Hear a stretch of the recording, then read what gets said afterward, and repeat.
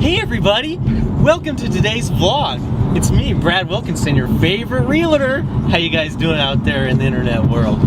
Good.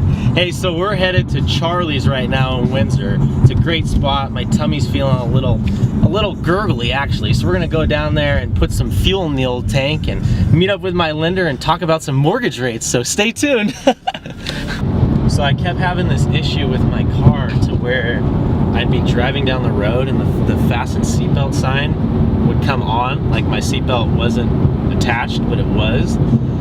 And it kept happening, but it was super random to where it would only be like sometimes it would do it 4 times in a row. I'd unplug my seatbelt, I'd put it back in, and it would keep doing it. And then sometimes it wouldn't do it at all. So I went to have my car service yesterday and I told the guy about it.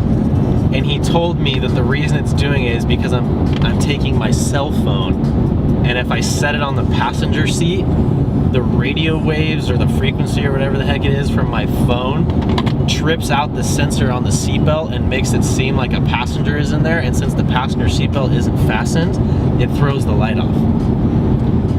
Like, that's the weirdest thing. Dude, my mind was blown. In a million years I never would have thought that would have been the reason as to why the seatbelt sign was going off. But so if you're having that issue, make sure your cell phone is not in your passenger seat.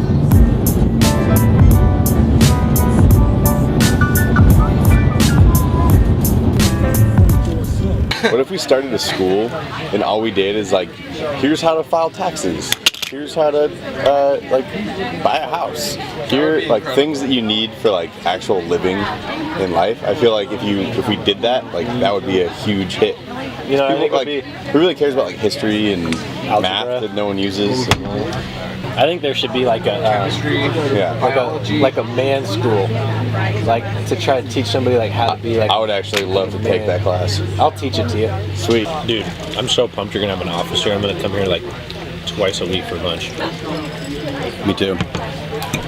You're gonna come here like 5 days a week for lunch. Probably. I think we should make it a goal to try every single thing on the menu by the end of the year. That's in the year? Yeah. No, but drinks and everything. By the end of the month. Ooh, that's pushing it, dude. If you don't do it, disappointed. You think we could do that? Yeah. I know what I'm trying first. What are you trying first? After this. My salad? But no. The goat cheese. Oh. You're a goat cheese guy. I like goat cheese too, but not really. So we just finished up lunch with my buddy Ted over there at the golf course in Windsor, and now we're gonna head to Hillsburg. We're gonna meet up with my buddy Zach.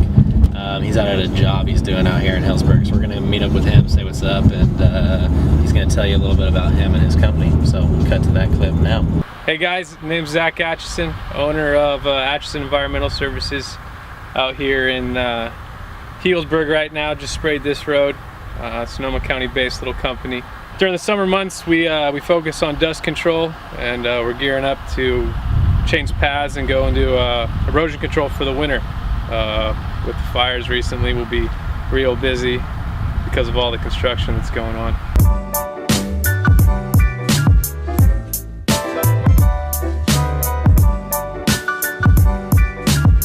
I have no degree, barely made it through high school, didn't make it through college.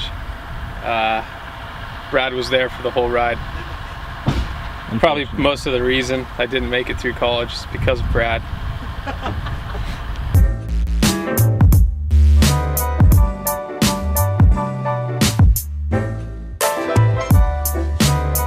So, the product we're spraying out here is magnesium chloride. It's a saltwater solution down in Newark. They settle this stuff in big ponds, and they pump the heavies out, and that's what we spray on the road. It binds the fine particles in the soil together so that, you know, it's just trapped in there and it can't release out into the air. The product's also hygroscopic, meaning that it tracks moisture. So in the mornings when it's foggy, your road or driveway or parking area will actually look like it's been freshly watered. That's science. That's hella science. It's really sciencey. It's a lot of science. And he didn't go to college. It's hella organic also. Yeah, real organic. Key thing here. in Sonoma County. What's up, guys? We just got back from watching Zach put water on some roads out in Hillsburg. Hope you guys liked that little clip. Back at the office now, and I want to kind of make this quick little like educational part of this series, just to kind of give you guys some value with stuff. So I'm going to kind of give you guys a quick idea today of what contingencies are. You guys probably hear that word a lot. If you don't, you're going to know what it is now, so pay attention. Basically, what contingencies are is it's something that gives a buyer or a seller an out during a real estate transaction in a sense. On your general type of real estate transaction, there is 3 contingencies. The first one we have is an inspection contingency. The second one we have is an appraisal contingency. And the third one we have is a loan contingency. Now, why do we have contingencies? Like I said, it's basically a way for a buyer, a lender, or whoever we're trying to set a contingency in place for them to do due diligence before they fully sign off on something. So what will usually happen is, let's say we have somebody that's buying a $500,000 house. The first thing they're going to do when this deal comes together and an escrow gets opened is that buyer is going to usually wire over a 3% deposit to an escrow account. So 3% of that would be $15,000, I think. If I'm off, put a little correction there, but I'm pretty sure that's what it is. So basically what you're going to have to do is you're going to wire over as a buyer $15,000 into an escrow account. That money from the day that you get this deal into contract, and escrow is usually 30 days, right? So that first day, within 3 days, you're going to have to wire this $15,000 over to the escrow account. And what that money is going to do is basically hold you liable to this property until you do this due diligence. So my job as a real estate agent when I'm representing a buyer is to protect this money at all costs, basically, right? Because that's your money that you're wiring over. So the first thing we're going to do is inspections. Generally, the types of inspections we're going to do are going to be a pest inspection, a home inspection, if it's a country property, a septic inspection, and a well inspection as well. What we're going to do is we're going to go through these, have professional inspectors come out, and they're going to do an inspection on the property, give their opinion on how these systems are working. If there's any issues with these properties, let's say the septic has a $6,500 leach field problem.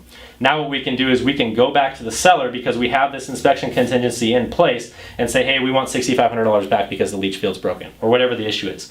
That issue will then get negotiated out back and forth, and if for any reason the buyer and the seller can't come to a mutual agreement on that, the buyer can now, because this contingency is in place, take this deposit that they have and walk away and wipe their hands clean like nothing ever happened. Okay, so that's why these contingencies are so important, because they're protecting your deposit.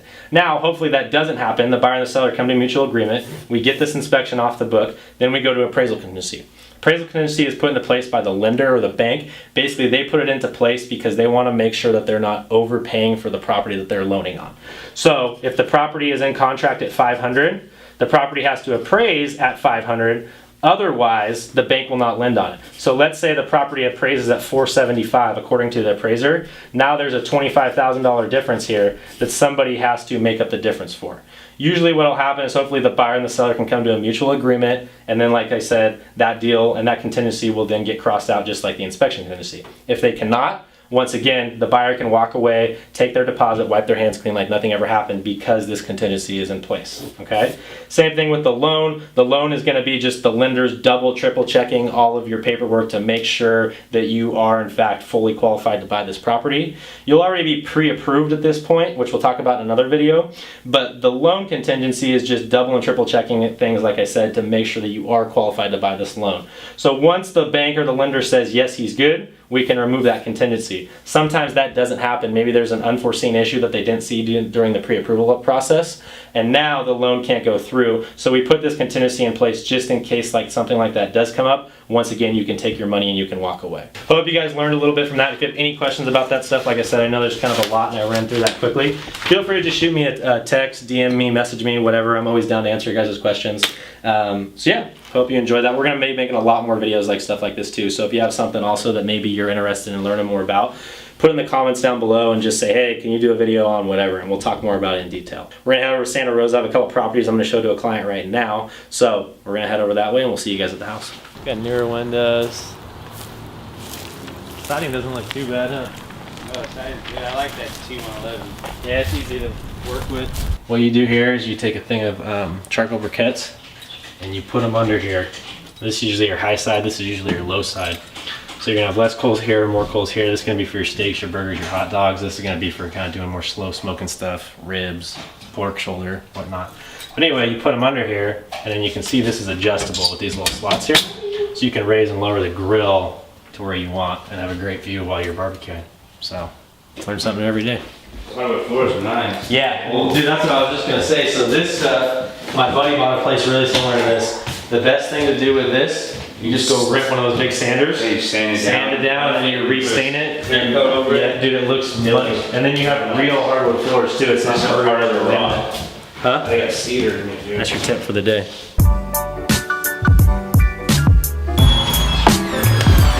Oh yeah, dude, check it out.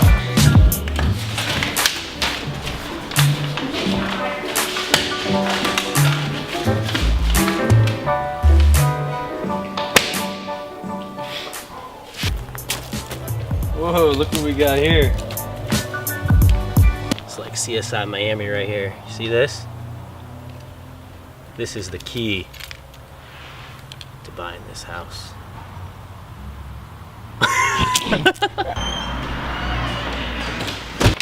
Oh yeah, dude, check it out.